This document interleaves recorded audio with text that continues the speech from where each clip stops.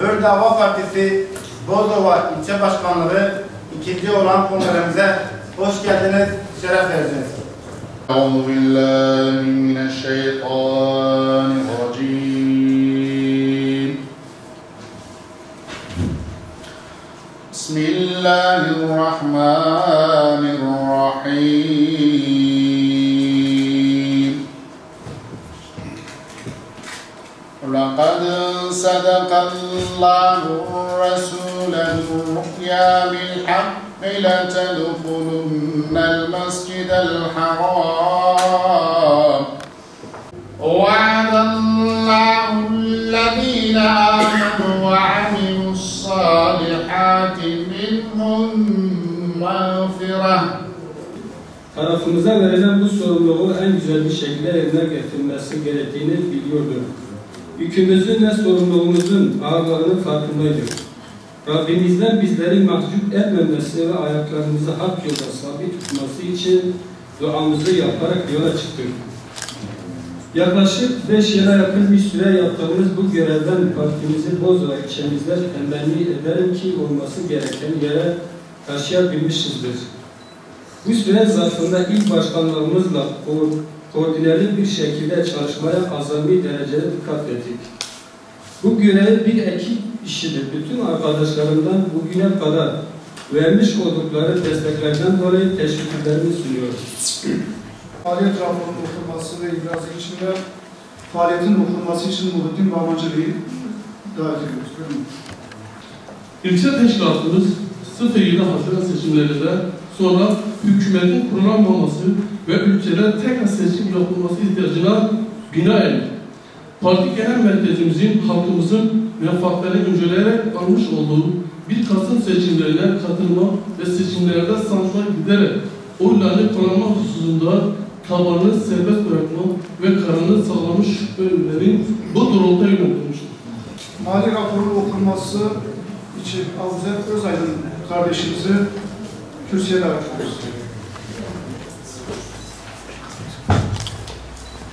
Gelirleri 4.103 TL 99 kuruş olan, giderleri 4.061 TL 54 kuruş olarak gerçekleştirmiştir.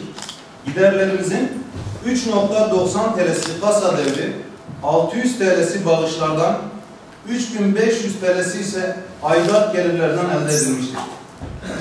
Giderlerimizin 2.180 TL'si kira giderlerine, 399 TL'si kırtasiye giderlerine, 476 TL'si ısınma, aydınlatma ve temizlik giderlerine harcanmıştır. 785 TL'si vergi giderlerine, 216 TL'si diğer çeşitli giderlere harcanmıştır. Kasamızda 42 TL 36 kuruş bulunmaktadır. Bu ülke çok yoğun bir mücadeleden geçti. İngilizler, Fransızlar, İtalyanlar, İtilaf devletleri dediğimiz bu ülkeyi sarıp sarmalamış, işgal etmişlerdi.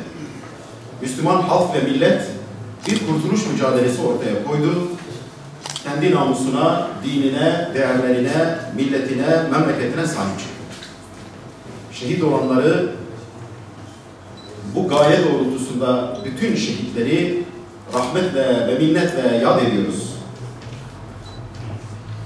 Gelin görün ki hemen arkasından bu millet ne uğruna savaşmış ve şehit olmuşsa o değerlere karşı anlamsız bir düşmanlık yapıldı.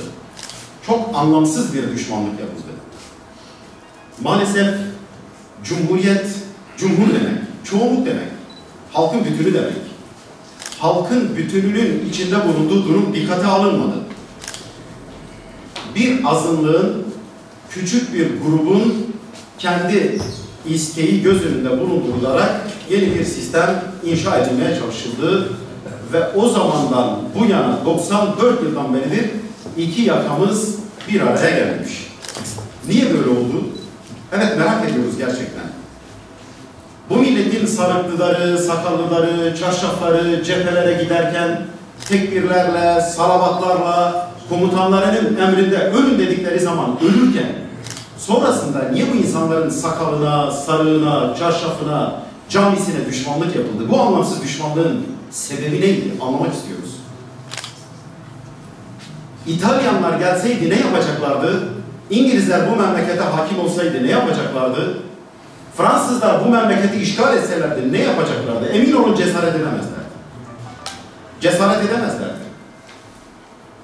Takrir-i sükun kanunu çıkarıldı. İstiklal mahkemeleri kuruldu. Sadece şapka giymediği için binlerce insan idam edildi. Şapka giymediği için binlerce insan idam edildi. Böyle bir anlamsızlık olur mu? Bizim cumhuriyetle bir sorunumuz yoktur. Cumhuriyet bir idare sistemidir.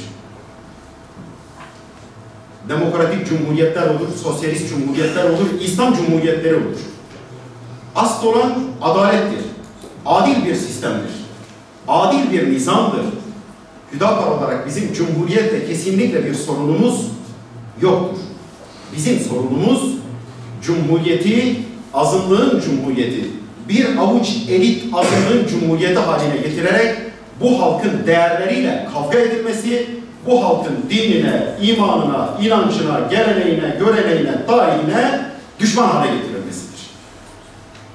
Bizim karşı çıktığımız şey bu idi. Yoksa bu millet cephelerde Türk'ü, Kürd'ü, Laz'ı, Çerkez'i, Arabıyla, zengini, fakiri, yoksuluyla, kadını ve erkeğiyle hep beraber bir mücadele ortaya koydu. Gönül isterdi ki bu mücadelenin sonunda bu halka sorulsun. Ama Cumhuriyet ilan edilirken halka sorulmadı.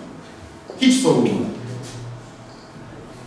Diyoruz ki bu hataya düşüldü, bu yanlış yapıldı ama bu saatten sonra bu yanlış yapılmasın.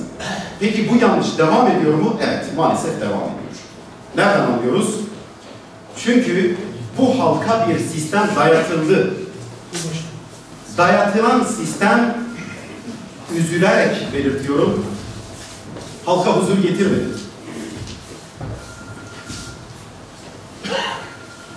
Cumhuriyet sistemi iki temel sac ayağı üzerine kuruldu.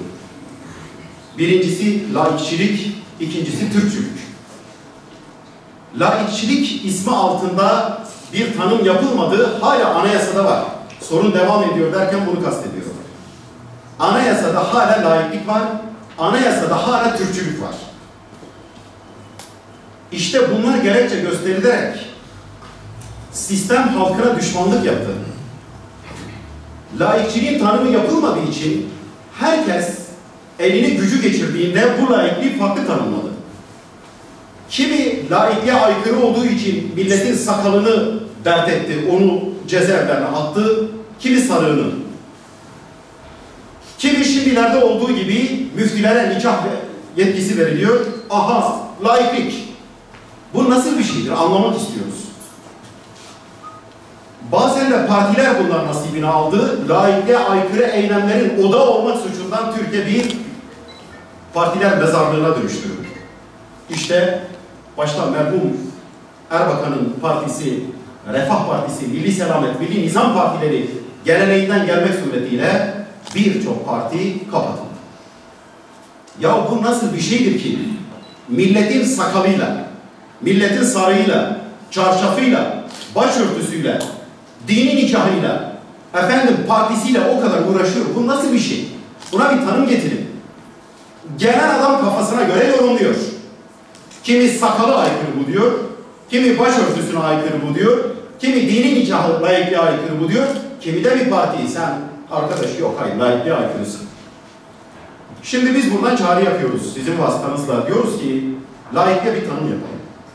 Sayın Cumhurbaşkanı geçen gün güzel bir şey söyledi. Dedi ki laiklik devletin her dine eşit mesafede olması. Ehlen ve sehlen. Buyurun. Laikliği kaldıralım, bu tanımı getirelim. Devlet her dine eşit mesafede olsun. Eyvallah. Öyle bir şey olsun ki kimse kafasına göre gelip laikliği yorumlamasın. Yarın öbür gün diyelim ki iktidar değişti. Mevcut iktidarın milletin sakalıyla, sarığıyla, kıyafetiyle bir problemi yok. Bu hakkı teslim edelim. Eyvallah. Ama yarın öbür gün düzen değişti. Peki bu laiklik anayasada olduğu gibi duruyor mu? Evet. olduğu gibi duruyor.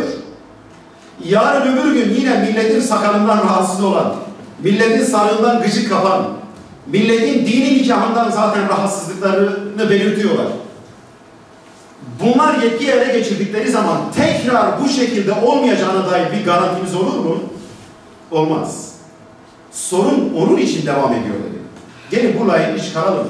Bir dayatma olmaktan vazgeçsin. Onun yerine Sayın Cumhurbaşkanı'nın tarifini koyalım. Devletin başıdır şu anda. Ne diyor? Laiklik, devletin her dine eşit mesafede olması. Evet. Devlet her dine eşit mesafede olsun. Milletin sakalına karışmasın. Milletin başörtüsüne karışmasın. Milletin dini nikahına karışmasın. Milletin kendi içinden zor emeklerle kurduğu bir yere getirdiği partileriyle uğraşmasın. Milletin camisiyle de uğraşmasın. Kilisesiyle de havasıyla da uğraşmasın. Herkese ibadet özgürlüğünü versin. Dini hürriyetini versin. Bu memleket gelişir o zaman. Bu memleketin içinde iç kavgalar olmaz. Olmaz. Hüdapar olarak Cumhuriyet, cumhurun anlayışını, çoğunluğun anlayışını, bu memleketteki çoğunluğun anlayışını yansıttığı için iyi bir sistemdir. Ama bunu dediğim gibi sadece bir azınlığa, halkın değerleriyle kavgalı, halkın gündeminden uzak, Batı'nın kimi başkentlerinden devşirilmiş, kes, kopyala, yapıştır bir şekilde bu millete dayatılan ve 94 yıl boyunca iki yakamızı bir araya getirmekten bizi men eden bir anlayışı kabul etmiyoruz. Anayasanın acilen değişmesi gerekiyor ve bu anayasadaki bu halka dayatılan bu maddeler değişirse o zaman hangi iktidar gelirse gelsin bu halka hiçbir şekilde zulmedemez. Pakistan'dan bize demez mi? Manyak mısınız kardeşim? Deli misiniz ya? Siz bunu bozulduğu için Türkiye'de Müslüman bir ülkenin Müslüman bir ilçesinde onların geleneklerine, göreneklerine uygun hazırlamışsınız. Allah aşkına. Bir bakın lütfen. Ünvanlarının önünde, isimlerinin önünde koca ünvanlar bulunan nitelikli dolandırıcılardan tutun. Basit bir öfke kabarmasında gözünü kırpmadan insan öldüren, kendi canına kıyan, anasını, babasını, öz çocuklarını öldüren insanlara kadar. Size ahdediyorum inşallah. Sayılayan protokol kıymetli misafirler,